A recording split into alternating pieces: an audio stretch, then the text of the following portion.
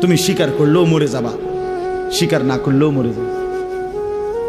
চোখ বন্ধ রাখলেও কবরে যাইতে হবে, চোখ খোলা রাখলেও কবরে যাইতে হবে। কি বলেন? রাজপ্রাসাদের মানুষটাও মরে যাবে, কুড়ে ঘরের মানুষটাও মরে যাবে। সুখের খাবার যার মুখে সেও মরে যাবে, ভিক্ষার থালা যার হাতে সেও মরে যাবে, যাবে না? তো যেটা নিশ্চিত অনিবার্য বাস্তবতা, যে মৃত্যুকে আড়াল করার, অস্বীকার করার, পাশ কাটার কোনোই ব্যবস্থা নাই, কোনোই ব্যবস্থা নাই। না ক্ষমতা দেখাইয়া, না কাইন্দা কাইটা, কোনো সিস্টেম নেই। ক্ষমতা দিয়েও মৃত্যুকে ঠেকানো যাবে না, কাইন্দা কাইটাও কি করা যাবে না মৃত্যুকে। যেটা নিশ্চিত সেটাকে ভুলে যাওয়া কেন ভাই? কেন ভুলে যাব আমরা? আল্লাহর নবী সাল্লাল্লাহু আলাইহি ওয়াসাল্লামের যেই হাদিস আমি পড়ছি, এটাই নবীজি বলছেন, আকসিরু যিকরা হাদিমিল লাজ্জাত। আমার উম্মত প্রতিদিন বেশি বেশি ওই জিনিসটাকে স্মরণ করো যেটা তোমার সমস্ত স্বাদ, আহ্লাদ, সমস্ত ব্যস্ততা সবকিছুকে স্তব্ধ করে দিবে। সবকিছু, সেটার নাম মৃত্যু। হাদিসে আছে মৃত্যু সবকিছু বন্ধ করবে। তোমার নাক, তোমার চোখের দৃষ্টি, তোমার কানের শ্রবণ শক্তি, তোমার জবানের উচ্চারণ, তোমার জিহ্বার স্বাদ, তোমার হাতের নড়াচড়া, তোমার ব্যস্ততার এই জিন্দিগি স্তব্ধ করে দিবে। দিবে কিনা বলে? আমি অনেক সময় বলি, আমার প্রায় সময় জানাজা পড়তে গেলে মনে হয়, দেখবেন জানাজার নামাজেও মনে করেন 10:30 বাজে জানাজার টাইম দিছে, 10:30 জানাজা, 10:34 বাজে গেছে, 30-40 বাজে গেছে। কিছু মানুষের এই পরিমাণ অস্থিরতা, এই মিয়া টাইম টেবিল ঠিক রাখো না, কইলা 10:30টায় জানাজা, 10টা মিনিট ওভার হয়ে গেছে, কতক্ষণ খাড় করায় রাখবা? মানে উনি ব্যস্ত, ওনার এই 10 মিনিট সময় নাই। আল্লাহর কসম বন্ধু, এই মানুষটাও এরকম ব্যস্তই ছিল।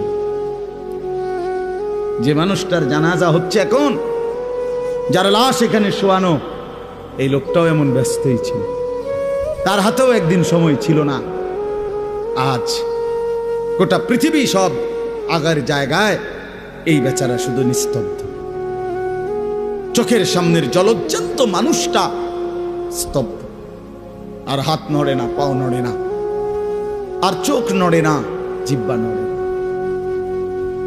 এই জন্য দুনিয়ার এই ব্যস্ততার ভিতর দিয়ে আমরা যদি মনে করি যে আমি শুধুই দুনিয়া, ভালো মন্দ, লাভ লোকসান, চাওয়া পাওয়া, প্রাপ্তি ও প্রাপ্তি, মনের চাহিদা পূরণ, সবকিছু শুধু দুনিয়া ভাইয়া, বাবা তো আখিরাত কার জন্য?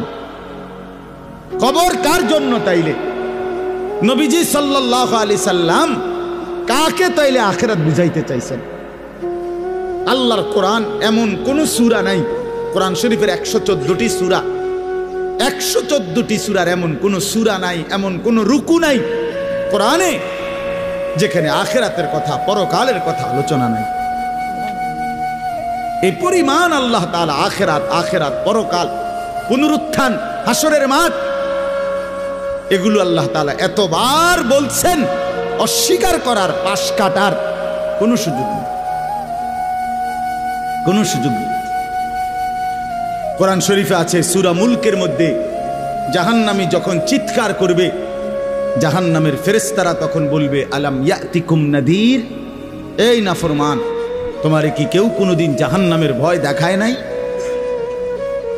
ক্বালু বালা, সে বলবে হ্যাঁ, কদ জাআনা নাদির, আমার কাছে বহু ভয় প্রদর্শনকারী বান্দা এসেছিল। কত ইমাম, কত খতিব, কত আলেম, কত ওয়াইজ, কত বক্তা, কত পীর, কত মাশায়েখ, কত আউলিয়া, কত বুজুর্গ চোখের পানি ফেলে ফেলে বারবার বারবার আমার এই জাহান্নামের কথা বলছিল, কিন্তু ফাকাদ্দাবনা, আমি মিথ্যা মনে করেছি। ওয়াকুলনা মা নাযালাল্লাহু মিন শাই, আমি আরো বলছি এগুলো আল্লাহ বলে নাই, তোমরা মোল্লারা, মুন্সিরা তোমরা বানায়া বানায়া বলো। হ্যাঁ, অনেক বেত্তমিজ লোক আছে, ও আইতো না, হুজুররা যত কয় এত না, না ওরা জানে, ওরা আগেও একবার ফিডা খাইয়া আইছে,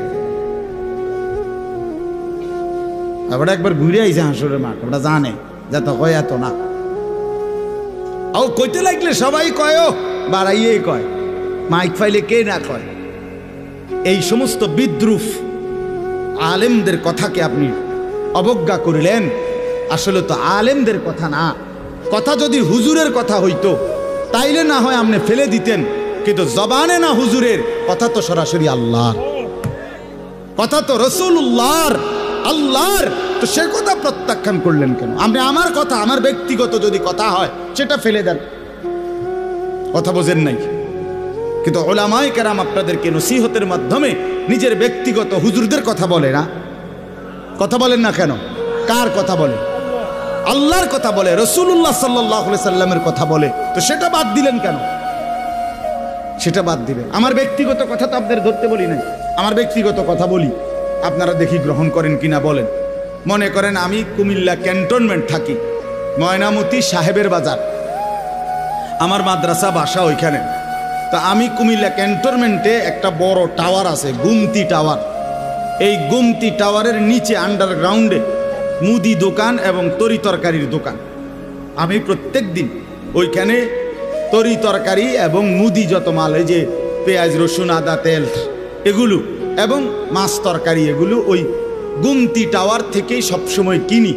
আপনারাও সবাই নিয়ত করেন ইনশাআল্লাহ এখন থেকে সবাই কুমিল্লা ক্যান্টনমেন্ট গুমতি টাওয়ার থেকেই তরকারি এবং চাল ডাল তেল কিনবেন, বলেন ইনশাআল্লাহ। কথা বলেন না তো, তা আপনি কি বলবেন? কি কি হুজুর আপনি পাগল হইলেন? আমি কিনতাম, আমার আমনের ক্যান্টনমেন্ট আমি কিনতাম যাবো, আমাকে দেশে কি মাছ তরকারির অভাব পড়ছে নি?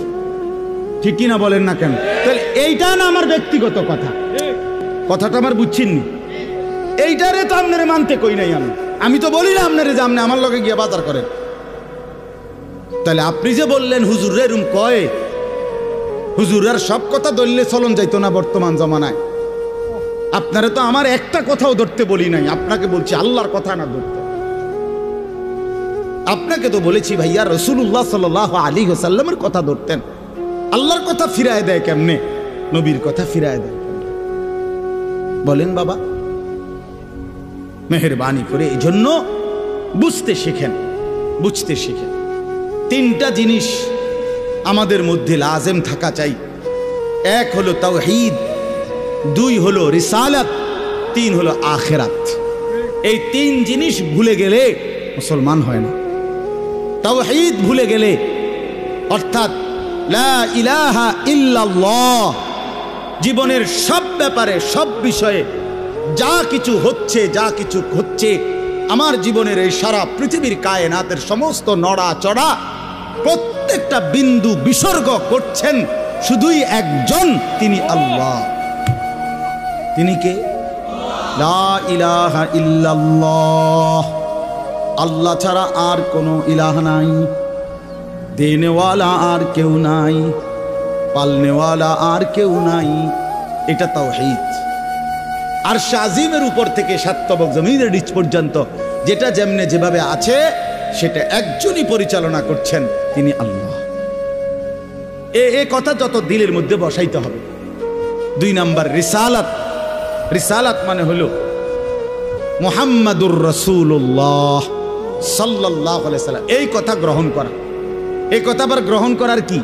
এই কথা গ্রহণ করা হইল মুহাম্মদ আল্লাহর রাসূল, আল্লাহ আমার জন্য উনাকে পাঠাইছেন, অতএব আমার জীবনের হাসি কান্না আনন্দ বেদনা, রাত দিন, ঘর সংসার বাজার ব্যবসা, আয় রোজগার, স্ত্রী পুত্র পরিজন, কদম কদম বিন্দু বিন্দু নিঃশ্বাস নিঃশ্বাস আমি অনুসরণ করব একজনকে, তিনি মুহাম্মাদুর রাসূলুল্লাহ সাল্লাল্লাহু আলাইহি ওয়াসাল্লাম।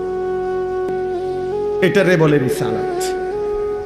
এটাকেই বলে নবী সাল্লাল্লাহু আলাইহি সাল্লামকে চেনা, এটাকেই বলে নবী সাল্লাল্লাহু আলাইহি সাল্লামকে ভালোবাসা, এটাকেই বলে নবী সাল্লাল্লাহু আলাইহি সাল্লামকে অনুসরণ করা। আমার ভাইয়া, আল্লাহর দোয়াই আপনি আপনার জায়গাতেই থাকেন, আপনি আপনার তরিকাতেই থাকেন, আপনি আপনার পীরের কাছেই থাকেন, যে যেখানে আছেন থাকেন, কোনো অসুবিধা নাই। শুধু নিজেরে ধোকা দিয়েন না, ধোকা খাইয়েন না, কাউরে ধোকা দিয়েন না। আল্লাহ রসুল বলছে আল মুমিনু লা ইয়াখদাউ ওয়ালা ইউখদাউ। খেয়াল করে শুনেন এই কথাটা। মুমিন, নবীজি বলছে, কোন ইমানদার কাউকে ধোকা দেয় না। খোদার কসম নবী বলছে ইমানদার ধোকা খায়ও না। লা ইয়াখদাউ অর্থ সে ধোকা দেয় না, ওয়ালা ইউখদাউ অর্থ নিজেও ধোকা খায় না। অতএব রাসূলুল্লাহ সাল্লাল্লাহু আলাইহি সাল্লামের সাথে সম্পর্ক, ভালোবাসা, মহব্বতের সবটা 100 অনুসরণের মাধ্যমে, অনুসরণের মাধ্যমে, অনুসরণের মাধ্যমে। চেহারায় যার দাড়ি নাই সে রসুলকে ভালোবাসে না, ঘরে যার স্ত্রী বেপর্দা সে রসুলকে ভালোবাসে না, উপার্জনের মধ্যে যার হালাল নাই সে রসুলকে ভালোবাসে না, জীবনে যার সুন্নত তরিকার অনুসরণ নাই সে আল্লাহর রসুলকে কশ্চিন কালেও ভালোবাসে না। ভালোবাসে বললে এটা ভালোবাসার নামে ধোঁকা, মিথ্যাবাদিতা ছাড়া আর কিচ্ছু না। হ্যাঁ, হাসরের ময়দানে মার খাইয়েন না, ধরা খাইয়েন না। কথা বুঝছেন না? এখানে গাছ জোর দেখাইয়া হয়তো আমনে চিৎকার দিয়া, হুঙ্কার দিয়া, এই কইয়া সেই কইয়া, খাইয়া দাইয়া, বিরানিয়ে খিচুড়িয়ে মিল্লা পার হইয়া গেলেন আর কি। কিন্তু কবর আখেরাত এত সুজা না। আখেরাত হাসরের মাঠ, মামুর বাড়ি না। হাসরের মাঠ নানার বাড়ি না, আমনের সাসার শ্বশুর বাড়ি না। হাসরের মাঠ সেই মাঠ ১৬ লক্ষ আম্বিয়া, আদম থেকে মুহাম্মদ সাল্লাল্লাহু আলাইহি সাল্লাম পর্যন্ত সমস্ত নবী রাসূল যে মাঠের ভয়ে আল্লাহর কাছে দিবানিশি কাঁদছেন, সেই মাঠের নাম হাসরের মাঠ।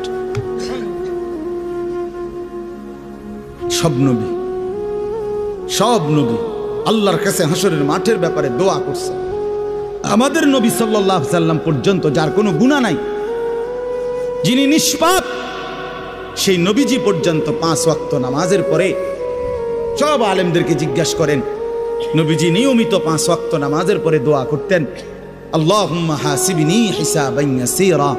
আল্লাহ, হাসরের মাঠে আমার ভয় লাগে, আমি মুহাম্মদের, আপনার বন্ধুর হাসরের মাঠের হিসাব সহজ করে দিও। নিজের ব্যাপারে বলছে। এজন্য বাপ রাগ হইয়েন না।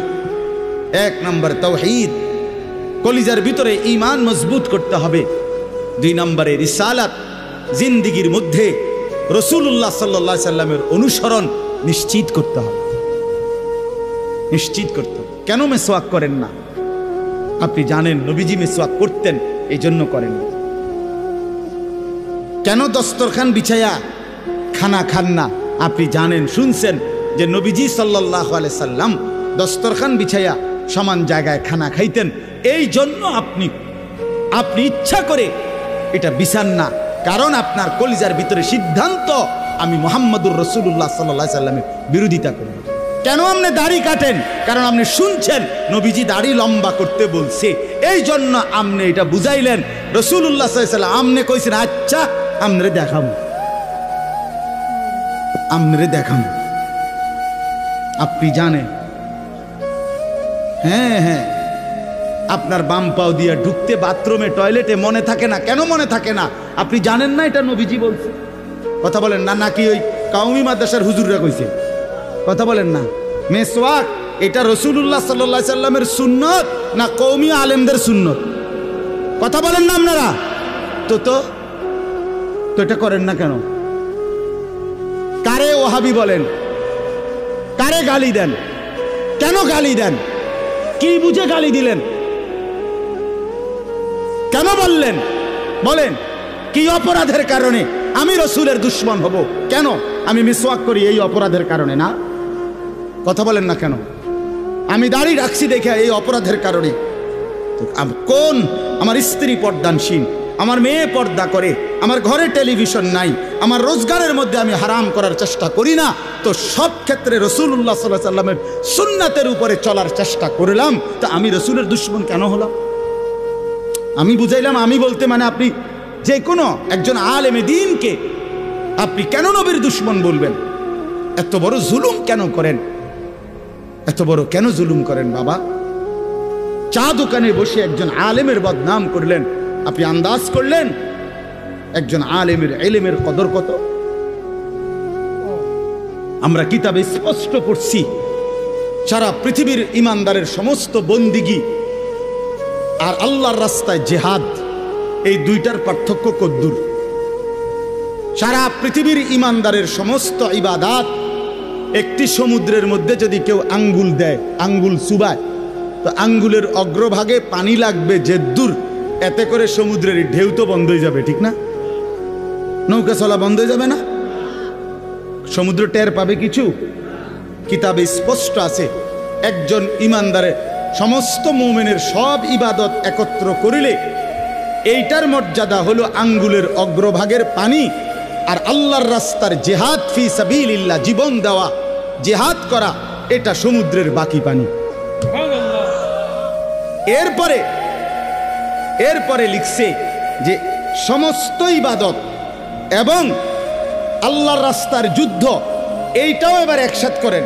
এই সবটা এবার ইবাদাত এমনকি জিহাদ সবটা একত্র করিলে আঙ্গুলের অগ্রভাগের পানি, খোদার কসম, আল্লাহর কসম, এলেম, কোরআন সুন্নাহর এলেম, এইটা সমুদ্রের বাকি পানি।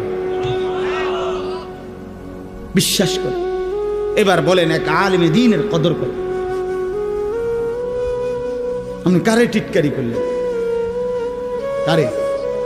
ওটা আপনার মসজিদের ইমাম ৬,০০০ টাকা বেতন দেখে আপনার চোখে লাগছে না?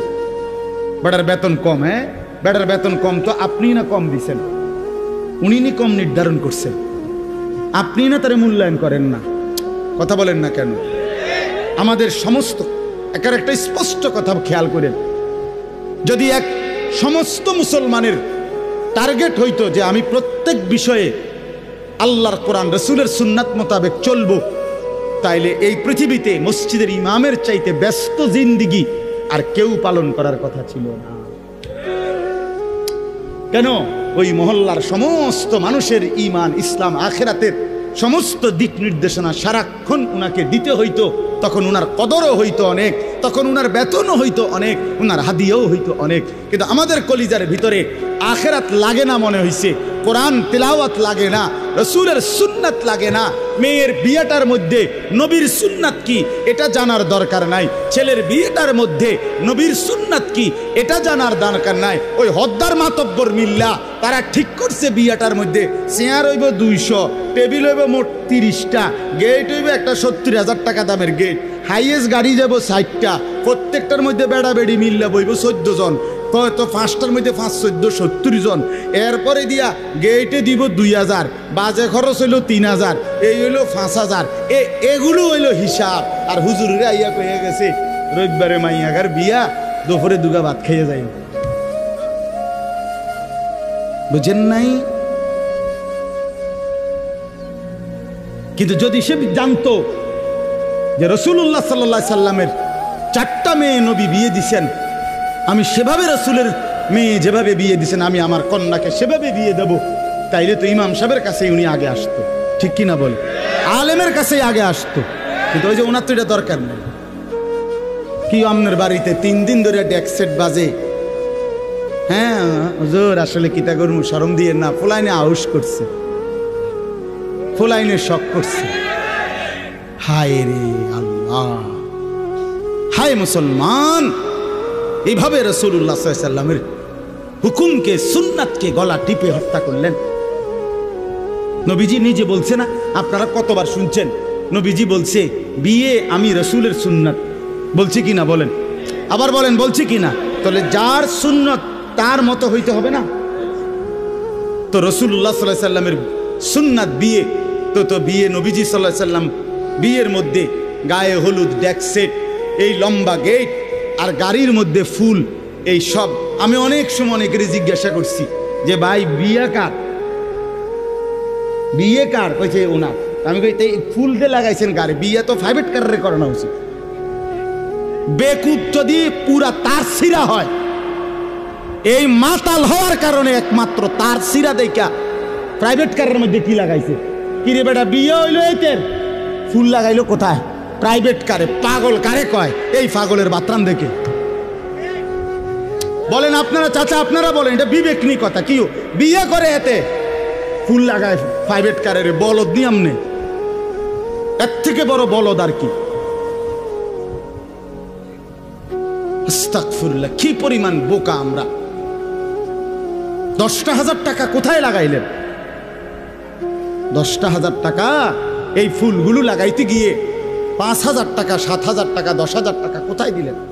10,000 টাকা পেলে একজন এতিম সন্তান 1 বছর পড়ালেখা করতে পারত।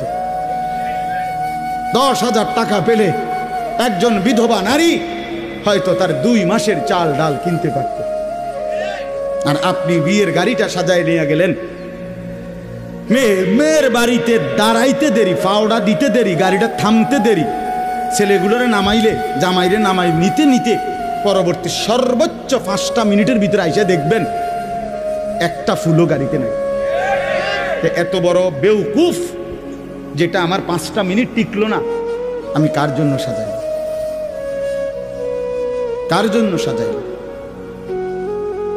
এজন্য বাবা 1 নাম্বার বললাম আল্লাহর প্রতি তাওহীদ, আর 2 নাম্বার হলো পুরা জিন্দেগি রাসূলুল্লাহ সাল্লাল্লাহু আলাইহি সাল্লামকে অনুসরণ করা। 3 নাম্বার হলো আখিরাত। সব কিছুর ক্ষেত্রে ফিকির করবেন।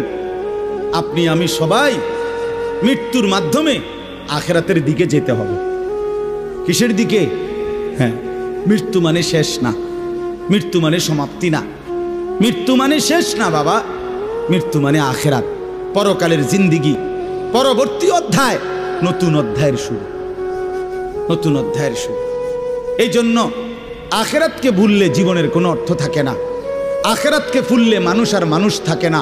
বিশ্বাস করেন, পরকালের অনুভূতি যার নাই, কবরের অনুভূতি যার নাই, হাসরের ময়দানের বিবেক যার নাই, আল্লাহর কসম ওই ব্যক্তির জীবনের কোনো নিয়ন্ত্রণ নাই। সে যা ইচ্ছা তাই করে, জন্তু জানোয়ার যা করে। সমস্ত মানুষ যারা অপরাধ থেকে বেঁচে থাকে এবং পুণ্য কর্ম উত্তম কাজে লেগে থাকে, তার একটা মূল ফিকির তার কলিজার ভিতরে এটা আছে, আমি গুনাহ থেকে বাঁচতে হবে, আমি নেক কাজ করতে হবে। কেন? আমাকে আখিরাতে যেতে হবে। কথা বলেন না কেন? যে গুনাহ থেকে বাঁচে, কেন বাঁচে? আখিরাত আছে। যে নেক কাজ করে, কেন করে? আখিরাত, আখিরাত আছে, আখিরাত আছে। এই জন্য এই 3 জিনিস শেখা দরকার, কলিজার মধ্যে আনা দরকার। তাওহীদ, রিসালাত, আখিরাত। বলেন কি? তাওহীদ মানে লা ইলাহা ইল্লাল্লাহ, বলেন। রিসালাত মানে মুহাম্মাদুর রাসূলুল্লাহ, আর আখিরাত মানে পরকাল। এখন আসেন শেষ অংশে। আখিরাতের এই পুরা আখিরাতের পরকালের জিন্দেগিটার উদ্বোধন, শুরু মৃত্যু। মৃত্যুর মাধ্যমেই শুরু হয়। এই আমি শুধু যে আয়াতটুকু পড়ছি আপনাদেরকে শুধু তর্জমা শুনাই। আল্লাহ তাআলা বলেন, দুনিয়ার জীবনে, এই অল্প একটু, আর দুনিয়ার জীবনে যেই মানুষটা আল্লাহর নাফরমানি, অবাধ্যতা, রাসূলের বিরোধিতা, কোরআন সুন্নাহর বিরোধিতা, আল্লাহর হুকুমের বিরোধিতা করে কাফের, মুশরিক, বেঈমান, নাফরমান, পাপী হয়ে জিন্দেগিটা কাটাইছে, আল্লাহ তাআলা বলেন তার আখিরাত যে কঠিন হবে এটার প্রথম প্রমাণ হলো তার মৃত্যুর মুখে গিয়া আজরাইল, মালাকুল মউত যখন আসবে, আল্লাহর কসম আল্লাহ বলেন তার মৃত্যুর যন্ত্রণাটা হবে অত্যন্ত ভয়ানক। এটা দিয়েই শুরু হবে। সে মালাকুল মউত আজরাইলকে দেখেই আর তার রুহু কবচ দেখেই সে বুঝে ফেলবে তার পরবর্তী স্টেজ বড় বিপজ্জনক, তার সামনের জিন্দেগি বড় বিপজ্জনক। আল্লাহ তাআলা বলেন সমস্ত নাফরমান ব্যক্তির জান কবজের মুহূর্তটা খুব বেশি যন্ত্রণাদায়ক, খুব বেশি যন্ত্রণাদায়ক, খুব বেশি। এই যন্ত্রণার সিস্টেম হইল, নবীজি বলছেন প্রত্যেক নাফরমান পাপী, হাদিসের মধ্যে আছে নেককার ব্যক্তি, ফেরেশতা আজরাইল অত্যন্ত সুন্দর আকৃতিতে নেককার ব্যক্তির কাছে আইসা তার রুহু কবজের সময় বলবে, হে পবিত্র আত্মা, আল্লাহর সন্তুষ্টি নিয়ে তুমি বের হয়ে আসো। আল্লাহ রাসূল সাল্লাল্লাহু আলাইহি সাল্লাম বলেন, কোন পাত্র থেকে পানি যেভাবে ঢেলে দেয় এইটা যেরকম আরামসে পড়ে যায়, বের হয়, আল্লাহর কসম নবীজি বলেন নেককার ব্যক্তির রূহটা মালাকুল মউত আজরাইলের হাতে এরকম আরামসে চলে আসে। আর আল্লাহ নবী সাল্লাল্লাহু আলাইহি সাল্লাম বলেন কোন নাফরমান পাপী এক নম্বরে তার মৃত্যুর সময় প্রথম হল ফেরেশতা মালাকুল মউত আজরাইল অত্যন্ত নিকৃষ্ট বিভৎস কুৎসিত চেহারা নিয়ে তার সামনে দাঁড়াবে। আমার কাছে আরবি কিতাব আছে, ইমাম কুরতুবির কিতাব আত-তাযকিরা, এই কিতাবের মধ্যে আছে ইব্রাহিম আলাইহিস সালাম একবার আজরাইলকে বলছিল, আজরাইল কোন নাফরমান পাপী ব্যক্তির যে সময় জান কবজ করো তখন তুমি যেই চেহারা নিয়ে তার সামনে দাঁড়াও ওইটা আমার একটু দেখাও। কিতাবে আছে আজরাইল বলছে ইব্রাহিম আলাইহিস সালামকে যে আল্লাহর কসম আপনি সহ্য করতে পারতেন না। ইব্রাহিম আলাইহিস সালাম বলেন না তুমি আমারে দেখাও, আমি দেখুমই। তো আজরাইল ওই আকৃতিটা ধারণ করছে। কোন পাপীর রূহ কবজের সময় উনি যেই চেহারা ধরে অত্যন্ত নিকৃষ্ট কুৎসিত চেহারা। তো কিতাবে স্পষ্ট আছে, ইমাম কুরতুবী বলেন ইব্রাহিম আলাইহিস সালাম চিৎকার দিয়ে বেহুশ হয়ে গেছে। লম্বা সময় পরে হুঁশ আসার পরে উনি চোখের পানি ফেলে আল্লাহকে বলছে, আল্লাহ তোমার কোন নাফরমান বান্দা পরবর্তীতে কবরের আযাব, হাসরের আযাব, জাহান্নামের আযাব আর কিছুই লাগবে না, শুধু কেবল আজরাইলের এই বিভৎস চেহারার যদি একবার দেখে তার ৬০ বছরের নাফরমানির শাস্তির জন্য এটাই যথেষ্ট, এটাই যথেষ্ট। আল্লাহ নবী সাল্লাল্লাহু আলাইহি সাল্লাম বলছেন, কোরআনে আল্লাহ বলছেন এই মালাকুল মউত আজরাইল যখন কোন পাপী নাফরমানের জান কবজ করতে আসবে তে প্রথম এই কলিজাটার ভেতর থেকে যে রূহ আছে, এই কলজার ভিতরে কলবের ভিতরে যে রূহ, এই রূহটা ধরে টান মারবে যখন, একটা টানে কলিজাটা ছিঁড়া, রূহটা ছিঁড়া এই কণ্ঠনালী পর্যন্ত চলে আসবে। কাল্লা ইযা বালাগাতিত তারাকিয়া, কাল্লা ইযা বালাগাতিত তারাকিয়া। আর কিছুই না বান্দা, শোনো, যখন নাফরমান তোমার জান কবজের সময় রূহটা চলে আসবে কণ্ঠনালীতে, এবার রূহটা বের হতে চাইবে না, বের হতে চাইবে না, নাফরমান ছটফট করবে।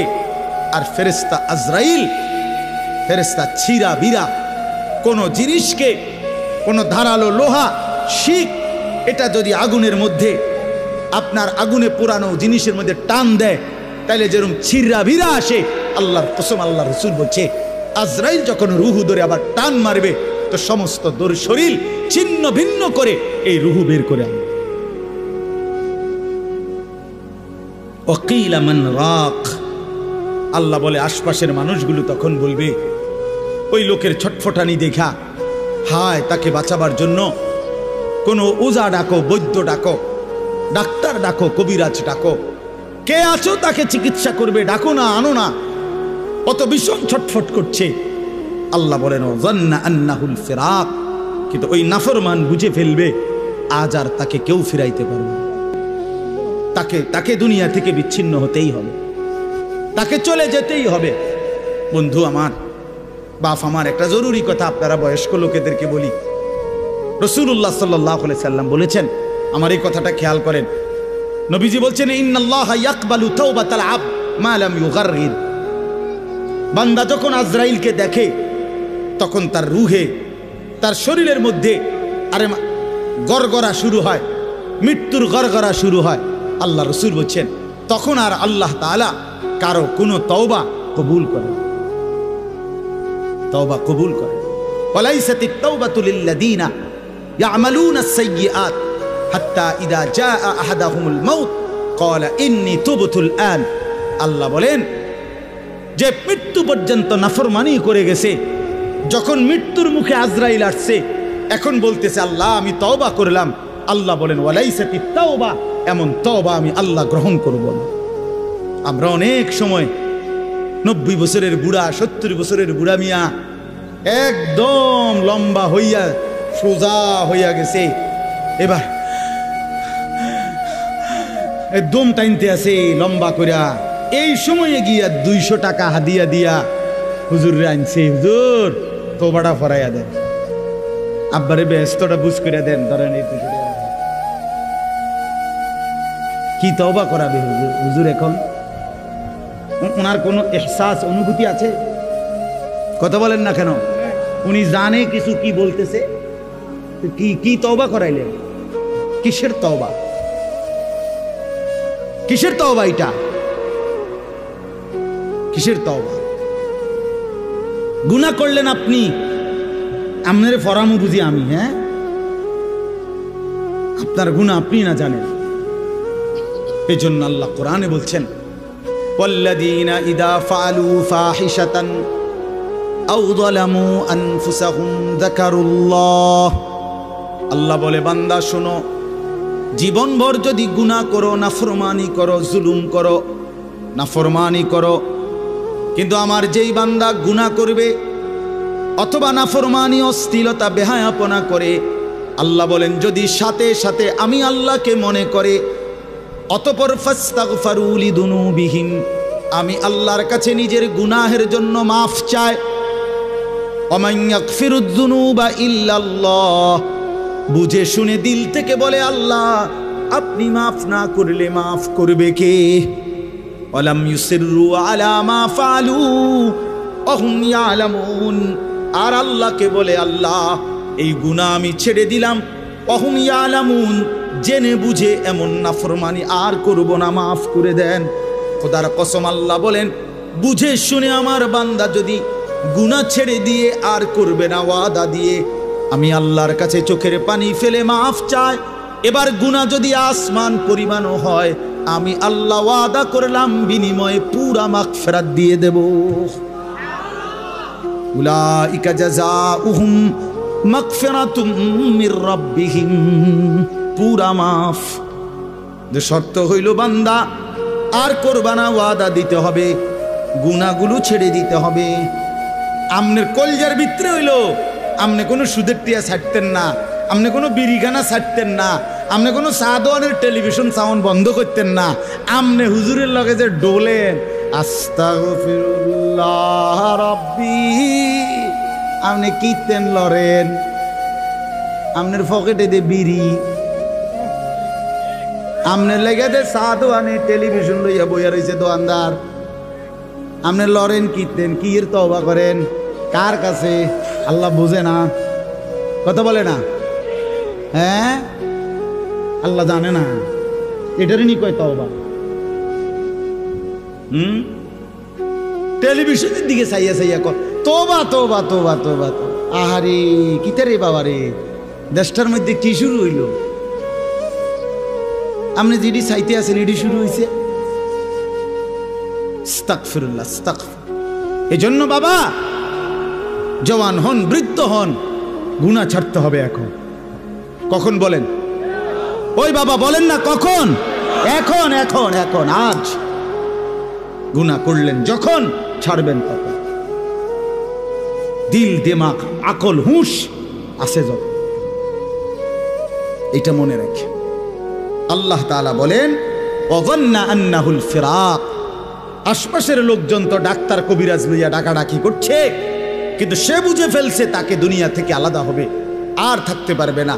ওয়ালতাফাতিস সাকু বিসাক, আল্লাহ তাআলা বলেন ভয়ে আর আতঙ্কে নাফরমান পাপী জান কবজের সময় তার দুইটা পাও মিলাইবার মতো ক্ষমতাও আর তার থাকবে না।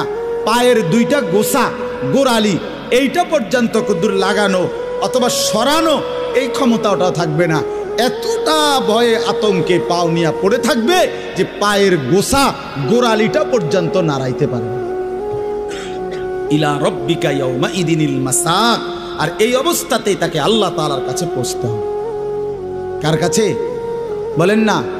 এবার দেখেন এই কথাটা ছেলেরা তোমরা শোনো, শুনো, চাচারাও শোনেন, নওজোয়ান তোমরাও শোনো।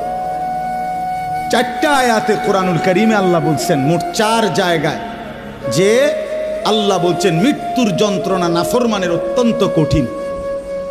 এই জান কবজের সময় একেবারে সব ছিঁড়ে লাবে। তো এইটা আল্লাহ বলছেন মৃত্যুর যন্ত্রণা সবচেয়ে বেশি কঠিন, যে মৃত্যুর রুহু কবজের এটা কার হবে, কার জান কবজের সময় যন্ত্রণা হবে কঠিন। আল্লাহ বলছেন ফালা সাদ্দাকা ওয়ালা ইলা রব্বিকা ইয়াউমা ইদিনিল মাসাক ফালা সাদ্দাকা ওয়ালা সাল্লা। কেন মৃত্যু যন্ত্রণা হচ্ছে, কেন তার রুহুটা ছিঁড়াবিরা নিতেছে? আল্লাহ বলেন কারণ হলো আমার এই নাফরমান বান্দা এক নম্বরে আমি আল্লাহর কথায় বিশ্বাস করে নাই, দুই নম্বরে ওয়ালা সাল্লা 5 ওয়াক্ত নামাজ আদায় করে। এই জন্য আমি আল্লাহর কসম দিয়ে হাত জোড় করে বলি, ভাইয়া আমার, বন্ধু আমার, ছেলেরা আমার, তোমরা যারা নামাজ পড়ো না, আল্লাহর কসম কবর, হাসর, আখিরাত, মিজান তো কষ্ট হবেই, মৃত্যুর মুখে তোমাদের রুহু কবজের সময়ও ভীষণ কষ্ট হবে, কষ্ট পাইবা, খুব বেশি দিন না। ফালা সাদ্দাকা ওয়ালা সাল্লা ওয়ালাকিন কাযাবা ওয়া তাওয়াল্লা। আল্লাহ বলেন বরং সে আমার কথা মিথ্যা মনে করেছে, আর আমি আল্লাহর হুকুম থেকে মুখ ফিরাই নিছি। আমি ডাকি এদিকে, সে যায় ওইদিকে। আজান হয় মসজিদে, নাফরমান যায় বাজারে। মসজিদে জামাত চলে, নাফরমান চা দোকানে বসে বসে গপ মারে। হ্যাঁ, ওয়ালাকিন কাযাবা ওয়া তাওয়াল্লা। এরপরে আরো সাংঘাতিক কথা বলছে আল্লাহ, সুম্মা যাহাবা ইলা আহলিহি ইয়াতামাত্তা। আল্লাহ বলেন আমারে তো বিশ্বাস করে নাই, নামাজ পড়ে নাই, আমি আল্লাহর হুকুম থেকে মুখ ফিরায় নিছে, অথচ বউ বাচ্চা সংসারের মধ্যে গর্ব আর অহংকারের মধ্যে চলাফেরা করছে। অর্থাৎ এই যে নামাজ পড়ে নাই, হালাল খায় নাই, এইটা নিয়ে একটু লজ্জিত বিব্রত অনুভূতিটুকুও নাই, বরং বউ বাচ্চার মাঝে ফুর্তি করছে। বাবা বাবা, বুঝেন নাই? টাকা আনছে সুদের, কিন্তু কথাবার্তার স্টাইলে বোঝা যায় এটা যে গুনাহ, পাপ, ওনার বিবেকের মধ্যে ওইটা না। রোজগারটা যে হারাম, টাকাটা যে ওজনে কম দেওয়া টাকা, টাকাটা যে কিস্তির টাকা, টাকাটা যে সুদের টাকা, টাকাটা যে অবৈধ রোজগার, এটা যে অন্যায়, এইটাও তার বিবেকে নাই। বউ বাচ্চা নিয়ে এভাবে ফুর্তি আনন্দে আসে, মনে হয় যেন পাপগুলোকে তার আর পাপই মনে হয় না, অপরাধগুলোকে আর অপরাধী মনে হয় না।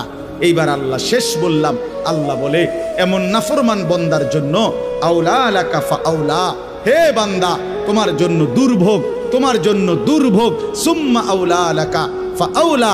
আবারও বলছি, আল্লাহ বলে তোমার জন্য দুর্ভোগ, তোমার জন্য দুর্ভোগ, 4 বার বলছেন, 4 বার। তোমার জন্য লাঞ্ছনা, তোমার জন্য লাঞ্ছনা, তোমার জন্য লাঞ্ছনা, তোমার জন্য লাঞ্ছনা। কয়বার?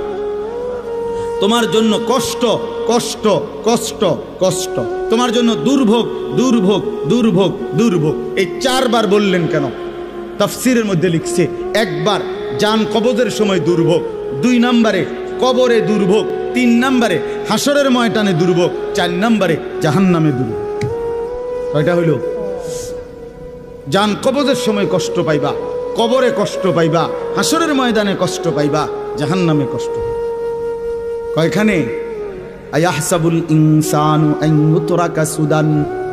আল্লাহ বলছে মানুষ তুমি কি ভেবেছো আমি তোমারে এমনি এমনি ছেড়ে দেব? হ্যাঁ, কি ভাবছো বান্দা? কবরের প্রথম মিনিট, প্রথম সেকেন্ডে যখন প্রশ্নের জবাব দিতে পারবা না, আল্লাহ তখনই বলে ফেলবে বান্দা, ফেরেশতারা আমার নাফরমান বান্দার জন্য জাহান্নামের বিছানা বিছিয়ে দাও, জাহান্নামের পোশাক পরিয়ে দাও। ফাআফরিশুহু মিনান নার ওয়ালবাসুহু মিনান নার ওয়াফতাহু লাহু বাবান ইলান নার। জাহান্নাম বরাবর দরজা খুলে দাও। আল্লাহর নবী বলেন, ফেরেশতারা যখন নাফরমানকে জাহান্নামের মধ্যে রেখে চলে যাবে, আরে কবরের মধ্যে রেখে চলে যাবে, কবরের ডান পাশের মাটি একটা চাপ দিবে, বাম দিকে চলে যাবে, বাম দিকের মাটি ডান দিকে চলে আসবে। আল্লাহর নবী বলেন, হাত্তা তাখতালিফা আদলাউহু, ডান পাশের হাড্ডি পাজর ভাঙ্গা চুরচুর হয়ে বাম দিকে চলে যাবে, বাম পাশের হাড্ডি পাজর ভাঙ্গা বন্ধু ডান দিকে চলে আসবে। প্রথম মিনিটেই হাড্ডি শরীর চুরচুর হয়ে যাবে। আল্লাহ ছাড়বে না, আমারেও না আপনারেও না, বিশ্বাস। দুনিয়া আল্লাহ তাআলা তো শাস্তির জায়গা না। আল্লাহটা বলছে তো, আমি এটা শাস্তির জায়গা না, এটা পরীক্ষার জায়গা। কথা বোঝেন নাই? দুনিয়া কিসের জায়গা? এই জন্য ছাড় দেই না। আমি যদি ডেইলির ফিডে ফিরতাম তো তুমি তো মাথা টিকতাম না। আজকে যারা নামাজ পড়ে নাই, এখন যারা এশার নামাজ পড়ে নাই, মনে করেন এখন গিয়ে ঘুমাবে, তো ফেরেশতা যদি একটা লাথি মারে, আইয়া একটা কিচ্চা লাথি মারে যে গাদ্দার ওঠ, তো একটা লাথির লোকে তো 7টা মহাদেশ পার হইয়া যাবে। যদি একটা টানা চটকনা দেয় ঘাটটা বাড়াইয়া, কি হবে তখন? এই জন্য আল্লাহ কোরআনে বলছে, আমি যদি বান্দা নগদ শাস্তি দেই তাহলে তো ঘাড় সোজা কইরা একজনও চলতে পারবে না। আমি তো জমিনটাকে, পৃথিবীতে আমি আল্লাহ শাস্তির জন্য না, এটা বিচারের জায়গা না, এটা আমলের জায়গা, বিচারের জায়গা আলাদা। মালিকি ইয়াউমিদ্দিন। চলেন, রাত গভীরে, অনেক রাত হইছে, আমরা আপনাদের কাছে বলার চেষ্টা করলাম, নিজেরা ধাক্কা ধাক্কি না করেন, বুঝতে শিখেন। এ হুজুররা কয় তো ভালোই, আসলে কথাটি ভালো বলছে, আমরা লাগিয়াই কইছে, কিন্তু পারি না। হ্যাঁ, আহা পারি তো না। বাবারা, চাচারা, এই সমস্ত ফাজিলি কথা বলিয়েন না, এই সমস্ত মস্কারি কথা বললেন না যে পারি না। পারবেন না কেন? আপনি পারবেন না কেন? পারবেন না। আপনি এই 60 বছরে কি কম কিছু পারছেন? আপনি 60 বছরে হুদা চিড়া খাইছেন? পারবেন না কেন? অবশ্যই পারবেন। আপনি নিয়ত করেন, আমার ছেলেকে নামাজ পড়াবো, মেয়েকে নামাজ পড়াবো, নাতি নাতনিকে নামাজ পড়াবো, আল্লাহর কোরআন শিখাবো, স্ত্রী সন্তানকে পর্দা পুশিদা করাবো। আপনি ফয়সালা নিয়ে ফিকির করেন, না বুঝলে ওলামায়ে কেরাম থেকে জিজ্ঞেস করেন যে হুজুর আমি কেমনে কি বলতাম, কেমনে কি করতাম। আপনি শিখেন, আপনি বুঝেন, মৃত্যু পর্যন্ত বলা চালু রাখেন। তাইলে হবে কি, যদি আপনার কথায় তারা ফিরেও না আসে, আপনার লাগাতার বলা, চোখের পানি ফেলা, আপনার অব্যাহত চেষ্টার কারণে হতে পারে আল্লাহ আপনারে মাফ করে দেবে। কিন্তু আপনি যে মাতেনও না, লড়েনও না, আপনি বইয়া বইয়া তারার লগে ভাত খান, আপনি আপেল খান, মালটা খান, গপ মারেন, খুশি, অথচ তারা নামাজ পড়ে না। এইটা কি ধরনের জিন্দেগি?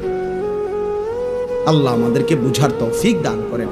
যেই ছেলেরা আলহামদুলিল্লাহ আজকের এই মাহফিলের ইন্তজাম করেছো, ভাই তোমাদের কাছে আমার অনুরোধ, ভাইয়া নামাজ পড়ো। যুবক, আমার অনুরোধ, নামাজ না পড়লে কোনো লাভ হবে না। যারা মাহফিল সাজিয়েছ, এবার জিন্দেগি সাজাও, নিজেকেও সাজাও। এত সুন্দর মাহফিল যাদের হাতে হয়েছে, তুমি কেন নষ্ট হইবা? তুমি বরবাদ হইবা কেন? তুমি মানুষকে ডাকলা আল্লাহর দিকে, নিজে দিলা না সেজদা, তো কি লাভ হলো ভাইয়া? কি লাভ হলো? এটা কেমন ইনসাফ হলো ভাই? এই জন্য দয়া করে বাপ, প্রত্যেকটা যুবক ইনশাআল্লাহ আল্লাহর জন্য, দ্বীনের জন্য নিজেকে সুন্দর করে ইবাদত আমল না করলে হবে না। আগামী দিনে ইসলামের জন্য আরো কোরবানি লাগবে। অবশ্যই দেখেন, দেখেন সারা পৃথিবীতে ইসলাম আর কুফরের যুদ্ধই শুরু চলছে। ইসরায়েল এবং ফিলিস্তিনের যুদ্ধ তেল নিয়া। কথা বলেন না কেন? তেল নিয়া, টাকা নিয়া, দিন নিয়া। ইসরায়েলের সাথে লেবাননের যুদ্ধ ঈমান আর কুফরের যুদ্ধ। কথা বলেন, সারা পৃথিবীর এই গোলযোগ বাড়তেছে। ঈমান আর কুফরের যুদ্ধ, ইসলাম আর বেঈমানের যুদ্ধ। অতএব এই যুদ্ধে যদি তুমি টিকতে হয় তো অবশ্যই তোমাকে সেজদাওয়ালা হইতে হবে। যে কপালে সেজদা নাই, তুই পারতা না। আমি সব সময় বলি ভাই, দুইটা স্লোগান মারন আর আল্লাহর জন্য জীবন দেওয়া এক কথা না। এজন্য নামাজ পড়ো, নামাজ পড়ো। মোবাইলের নেশা ছাড়ো ভাইয়া, মোবাইলের নেশা কমাও। ব্যক্তিগত প্রয়োজনের মধ্যেই রাখো। একটু চেষ্টা করলে, হিম্মত করলে, যে মানুষ আজীবন লবণ দিয়ে ভাত খাইতো, ডাক্তার নিষেধ করার পরে 20 দিন চেষ্টা করে সে এখন লবণ ছাড়াও ভাত খাইতে পারে। যে মানুষ আজীবন চিনি দিয়ে চা খাইতো, ডাক্তার নিষেধ করার পরে এখন 20 দিন চেষ্টা করার পরে এখন সে চিনি ছাড়াও চা খাইতে পারে। যে মানুষ সব সময় মিষ্টি খাইতে পছন্দ করত, এখন ডাক্তার ডায়াবেটিস বলার কারণে মিষ্টি খাওয়া ছেড়ে দিতে বলাতে সে এখন পরবর্তী 10 বছর 15 বছর মিষ্টি ছাড়াও জিন্দিগি চালাইতে পারে। যে মানুষ বহুদিন বিড়ি সিগারেট খাইতো, কোনো আলেমে দ্বীনের কথা শুই না, হয়তো ছেড়ে দিছে, কিছুদিন কষ্ট হয়েছে, 20 দিন 50 দিন 1 মাস, কিন্তু এরপরে ঠিকই তার কাছে এটা সহজ হয়ে গেছে। তো ঠিক তেমনি ভাবে ইনশাআল্লাহ হিম্মত করিলে তুমিও গুনাহ থেকে বাইচা পাক্কা নামাজি হওয়ার যদি হিম্মত করো তো তুমিও পারবা, ইনশাআল্লাহ পারবা।